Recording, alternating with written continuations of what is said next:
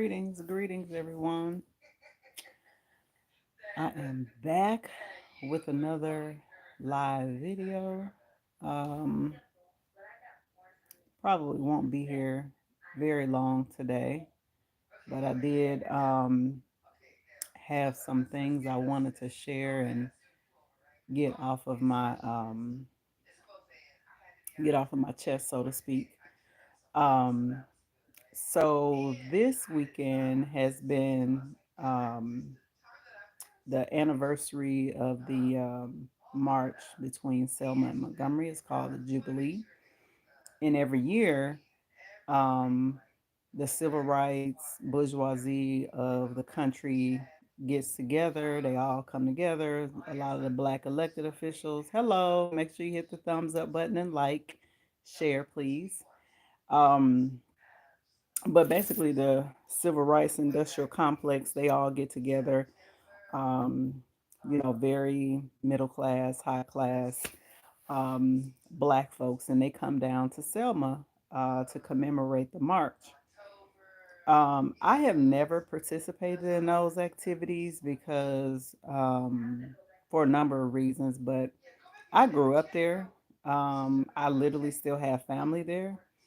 Um, Many of you remember a couple months ago, I did a live about the tornado that devastated the community there. The community is still devastated there. And I actually thought they would cancel it, because I was actually just there February 11th, so less than a month ago. I was down there for some other business, and we're still trying to get my family's home repaired out in Beloit. The stuff hasn't even gotten out to the areas outside of Selma and the county, so that has been kind of frustrating. But I'm just looking at my social media timeline and all the panel discussions and all the stuff, and I know that people are well meaning. I know that people are well meaning, and I get it, right? um I don't know. I guess I just wish we had more black leaders that genuinely, authentically love the people and like were willing, are willing to make the sacrifices that need to be made for the good of the whole and not just a few of us.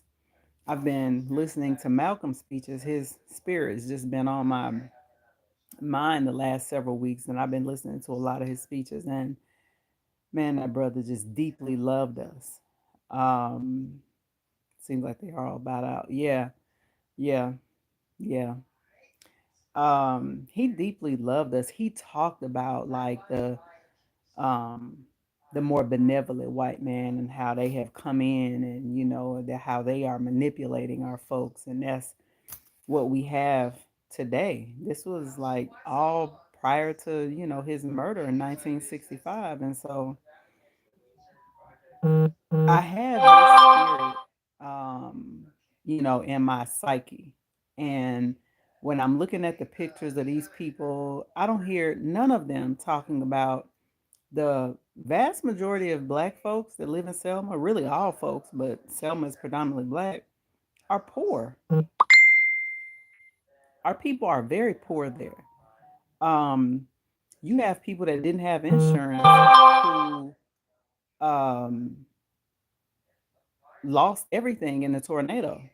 And so I just commented on somebody's page and I was like, was there any money raised for the recovery efforts? Anybody talk about the recovery efforts? I saw Maxine Waters was down there. So I'm like, okay, you got the Congressional Black Caucus bourgeoisie. They're there, but where where's the responsibility to the people themselves? Why do we come together and talk about things as if we're not dealing with the same types of issues in 2023? Poverty is worse in some areas in this country than it was in 1965. Nobody's talking about that. That's what's so frustrating. And it's like, to be a part of the movement today, it's like it's cool, it's safe, people living in, multi-million dollar homes, they doing social justice work, and you know, and it's like, but black people continue to regress in this country, especially in the South. We see what's happening in Mississippi. We see what's happening in other parts of the country. Don't get me wrong, it's not just the South. I mean, black people catching hell everywhere. We're being gentrified out of all the areas that were predominantly black in the Midwest and Northeast, and hell, California as well. So we're catching it, but it's like the folks who are supposed to be fighting for us and for our rights are very much upper middle class and comfortable, and so that fight is not the same. And I know that the grassroots are organized in different places. It's just that the way the media apparatus is set up now, um, is nowhere near as covered, as it was in the past. You have to like actually be on the ground to know who's doing the work, or you have to have a network, of people who are authentic that you know of, that's actually still doing the work in the community. And so there's a big, I would say, gulf between, the grassroots, which, was in the 60s as well, and sort of the black elite bourgeoisie, whatever you want to call them, sort of the black selected class by white people. And to me, I think it's really disgusting. Um, and I'm not saying that this has happened because I'm not there. I think it's disgusting for everybody to go down there for Jubilee and not try to help the people who need help now. Why are you going down there to commemorate some stuff that happened almost 60 years ago, and we're not helping the people who live there now? The people who live there now need all the support in the world that they can get.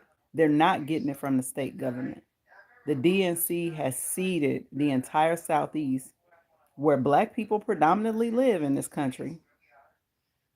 The vast majority of black people in America reside in the Southeast. That's a fact.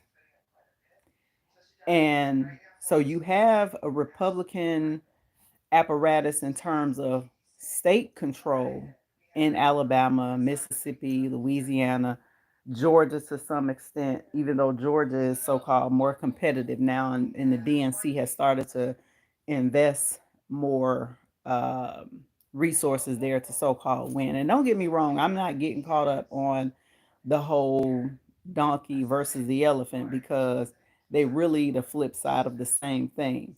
However, there when it comes to economic policies, when it comes to the folks who are living in the black belt in Alabama, which is predominantly black, or the Delta in Mississippi, which is predominantly black, there is a different type of repression and oppression there.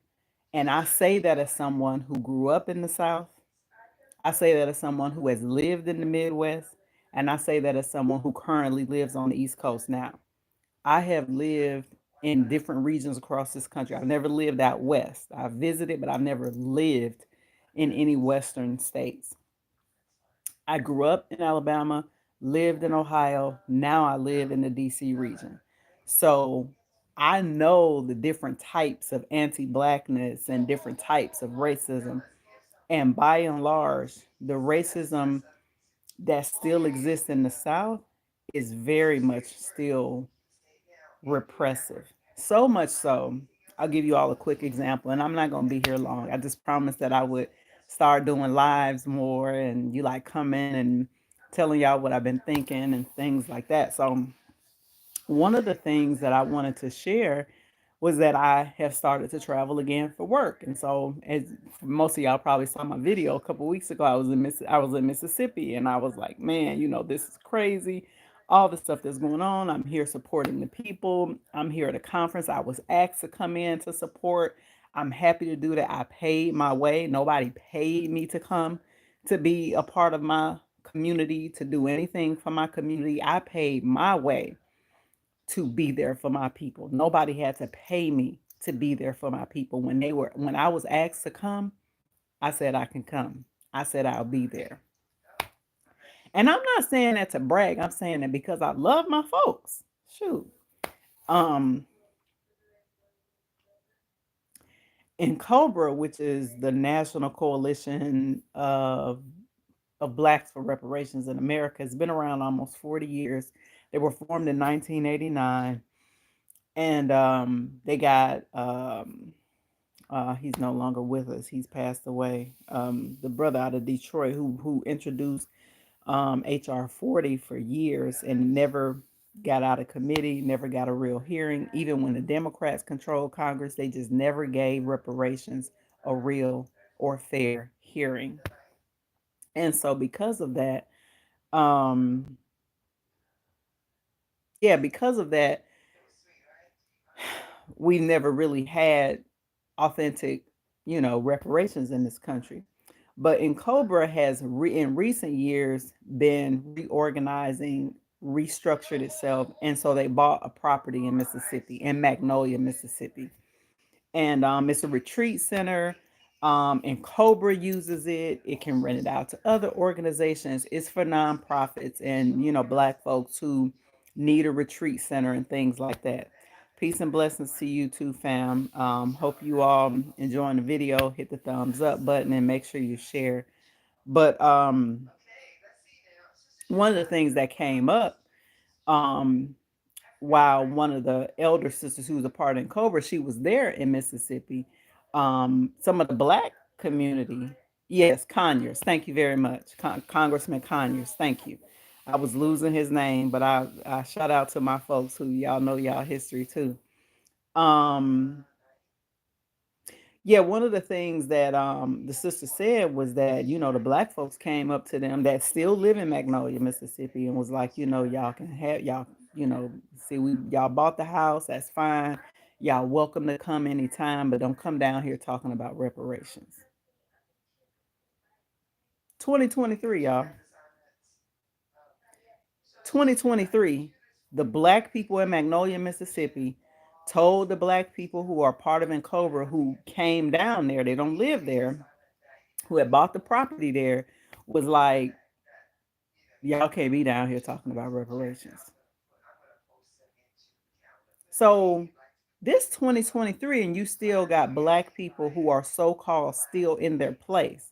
Now I know we don't see this on 60 Minutes. We don't see this on any type of national news. But the fact remains that there are places in this country that have never changed. And Black people are still living in places in this country where they have figured out how to survive the best that they can around the parameters of that community. Now, I know we those of us who live on the East Coast and in the Midwest, they're like, oh hell no, F them crackers. We talk about reparations and that. Nah. Yeah, like, yeah, we can. But they know the conditions of that community. They know who control the community. That's why it's not so much as it's Republican and Democrat, it's the mentality. And what we were told was that white people control all the positions that matter. Think about that. State government, they control all the positions that matter. Yeah, you got Black folks in certain elected positions. That's a compromise. But the positions that matter, according to the locals, white people control. Now, how is it that we still have that type of apartheid in America? We was told that when Obama was elected that everything, we was post-racial. So I'm just sharing all that to say that there is a lot of out of touch Black folks who are traveling this country, going to the South, having jubilees, and they're not talking to the locals. They're not even inviting, especially the poor locals. Let me just, because there's always a Black gatekeeper class everywhere, even in the South. Um, They're not talking to the people. I don't want to say the people that matter because everybody matters, right? But to the people who are catching the hell, where are they on the panels? Where are they in the room? You understand? Who's giving them the mic? Can we hear the truth? That's my issue.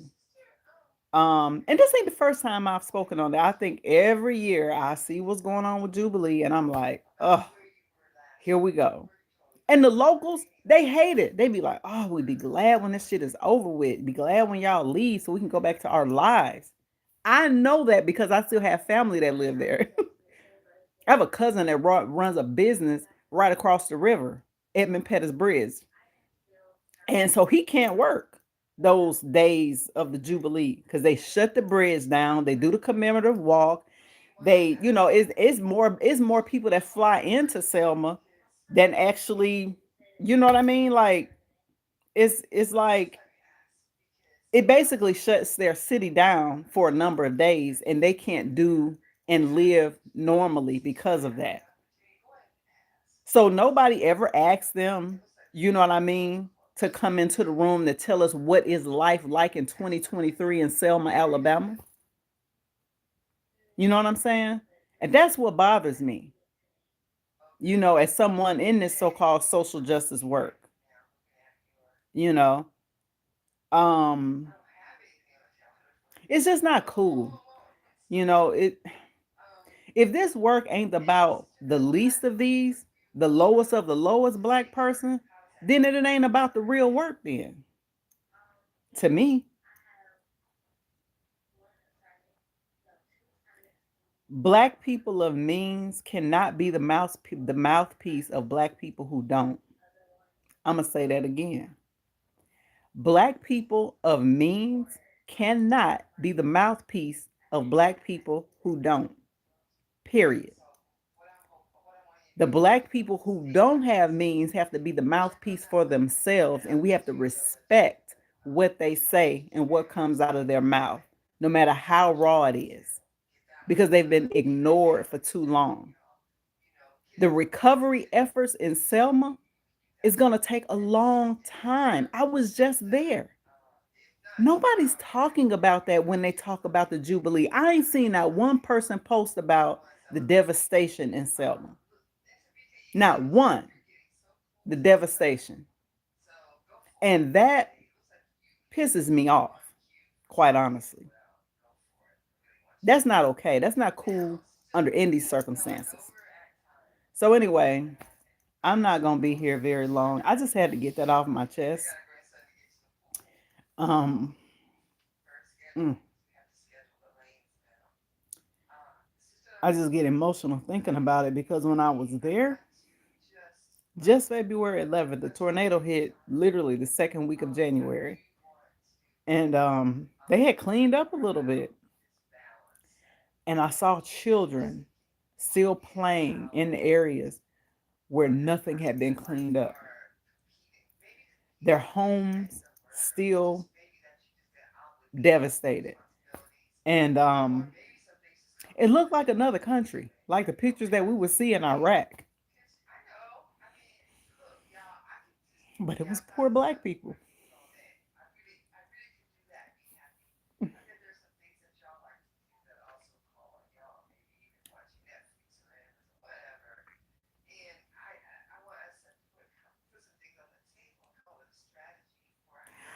There's a black woman that represents that area in Congress. And I don't see her being the mouthpiece for the people there. And that's very hurtful. I don't know what it's going to take, but until the people themselves have a space to speak and to speak honestly, I don't really know what's going to really truly change for folks. And that's what bothers me.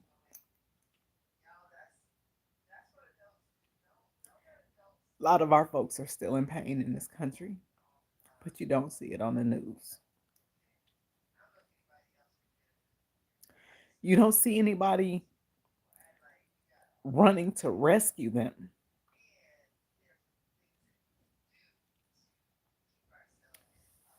And that's very painful.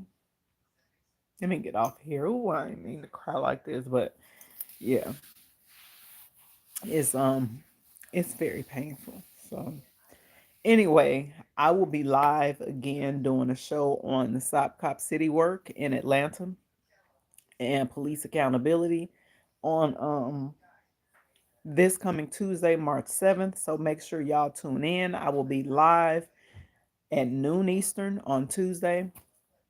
I will be interviewing Brother Kamal Franklin of Community Movement Builders and Sister Nakima Levy Armstrong with the Wayfinder Foundation. She's also a civil rights attorney out of Minneapolis, Minnesota.